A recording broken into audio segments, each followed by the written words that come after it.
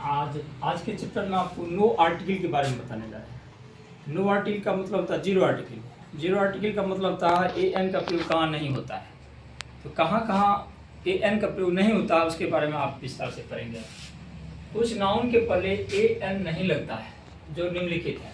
अब कौन से ऐसे नाउन हैं जिसके पहले आर्टिकल ए एन का प्रयोग नहीं होता, उसको सुनिए। प्लूरल नंबर में नाउन के पहले ए एन नहीं लगता। अगर कोई नाउन प्लूरल नंबर में हो तो उसके पहले ए एन नहीं लगता। जैसे cows are grazing, boys are running,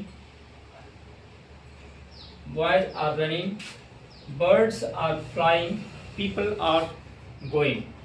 ये सभी वर्ड्स प्लूरल नंबर में है, एस लगा हुआ है, स्पष्ट हो जाता है। पीपल प्लूरल वर्ड है, इसलिए इसके पहले इसके साथ भी प्लूरल होने के कारण यह भी प्लूरल है, इसलिए इसके पहले भी आर्टिकल ए एन का प्रयोग नहीं लगेगा। तो ये तो समझ गए हम। आगे देखिए उपनाम, जिसको सरनेम कहते हैं, इसको हम दूसरे शब्दों में टाइटल कहते हैं। तो उपनाम से शुरू होने वाले जो कोई वर्ड होता है उसके उस उपनाम के पहले आर्टिकल ए एन का प्रयोग नहीं होता है। जैसे ए मिस्टर सिन्हा हैज कम। अब इसका प्रयोग कब होता है इस आर्टिकल का प्रयोग? जब कोई व्यक्ति अनजान हो, जिसको हम ठीक से नहीं जानते हैं और उसके बारे में हम कुछ दूसरे को रिपोर्ट करना चाहते हैं, कुछ दूसरे को कोई खबर सुनाना चाहते हैं उस अनजान व्यक्ति के बारे में, तो उसका नाम ही, उसका टाइटल ही पर्याप्त होता है उसके बारे में बताना। तो इसमें देख लीजिए, कहता है ए मिस्टर सिन्हा हैज़ कम, मतलब कोई मिस्टर सिन्हा आया है। अब इसका मतलब कौन है नहीं हम नहीं जानते, लेकिन आया है। ए मिस्ट्रेस वर्मा हैज़ कम, कोई श्रीमती वर्मा नाम से कोई है जो आई है, इस अर्थ में होगा। A Miss Bose wants to see you, एक मिस बोस आपसे मिलना चाहती है। तो यहाँ देखिए अपरिचित जैसा लगता है ऐसा कहना। अब बस इसी अर्थ में इस तरह का आर्टिकल लगाते हैं ऐसे टाइटल के पहले, और जब अनजान व्यक्ति होता है उसको बताने के लिए। तो सामान्य रूप से तो आर्टिकल के सामान्य रूप से किसी टाइटल या उपनाम के पहले आर्टिकल लगता नहीं है, लेकिन ऐसी परिस्थिति में लगाया जाता है। फिर आगे देखिए, अनकाउंटेबल नाउन के पहले ए एन नहीं लगता। ये सब सभी अनकाउंटेबल नाउन है, इसके पहले आर्टिकल ए एन नहीं लगता है।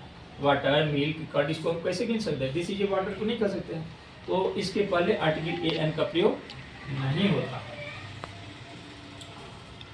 अब यहाँ एक तो दूसरा रूल आ गया, हम इसका इसी के अपोजिट में यहाँ का रूल पहले समझाते हैं, तब ये समझाएंगे। इसको देखिए, ये भी वही बात है, अनकाउंटेबल नाउन के पहले ए एन नहीं लगता, जैसे ये हो गया।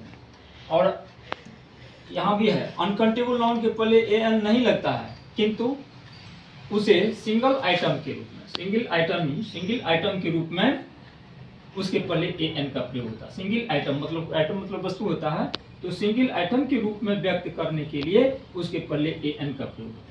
जैसे ए बॉटल ऑफ मिल्क। अब यहाँ मिल्क तो डायरेक्ट नहीं गिन सकते हैं, लेकिन उसको सिंगल आइटम के रूप में बना लिया, एक बोतल में रख दिए तो वो गिना जा सकता है, तो इसको कहेंगे ए बॉटल ऑफ मिल्क।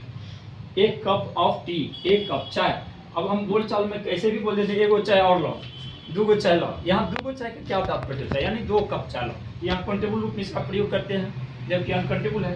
अब देखिए, एक ग्लास ऑफ वाटर, पानी को नहीं गिन सकते हैं, लेकिन आइटम बना लिए, किसी ग्लास में रखे तो वह हो गया आइटम, तो उसके पहले एक ग्लास ऑफ वाटर कर सकते हैं।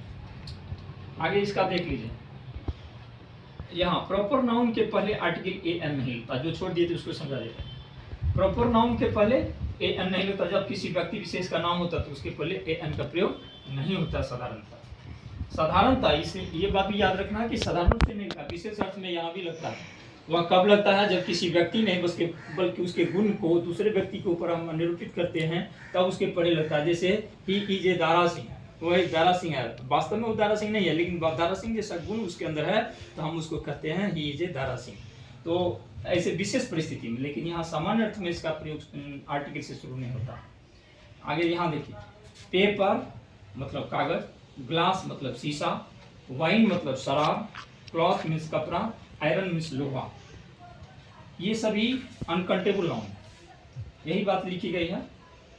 लोहा, ये सभी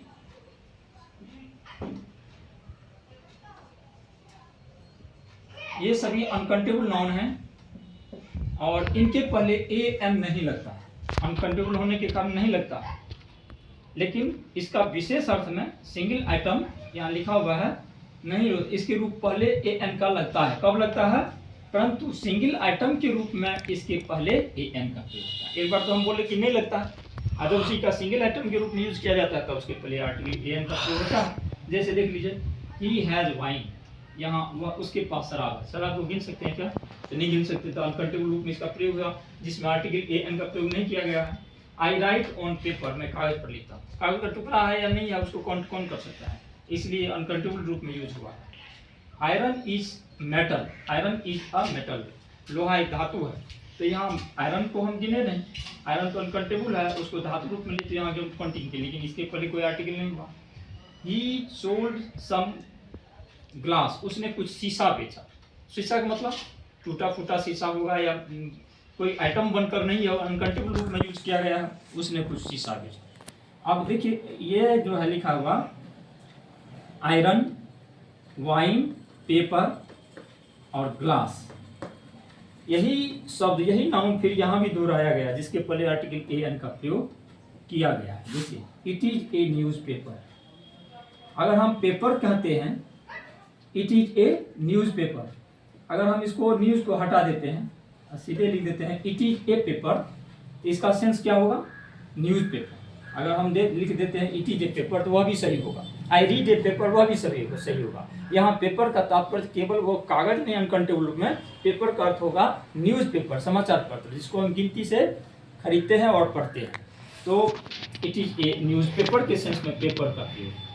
have a glass of wine, have a glass of, have का मतलब होता है पीना, यहाँ हैव का अर्थ लिया जाएगा पीना, हर के चैप्टर में विस्तार से समझेंगे। इसका मतलब होता है शराब पियो।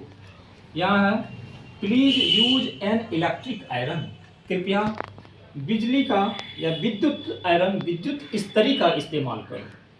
आयरन, जिस आयरन से हम कपड़ा में प्रेस करते हैं उसको भी आयरन ही कहा जाता है, जिसका मतलब होता है इस्त्री। तो यहाँ सीधा सीधी आयरन का अर्थ लोहा हो रहा है, यहाँ हम इसका अर्थ ले रहे हैं कोई आइटम, जो कोई इंस्ट्रूमेंट है जिसके द्वारा हम आयरन करते हैं कपड़े को, तो उस अर्थ में वह आइटम हो गया, गिना जा सकता है। तो please use an electric item, इसलिए यहाँ आर्टिकल एन का प्रयोग किया गया।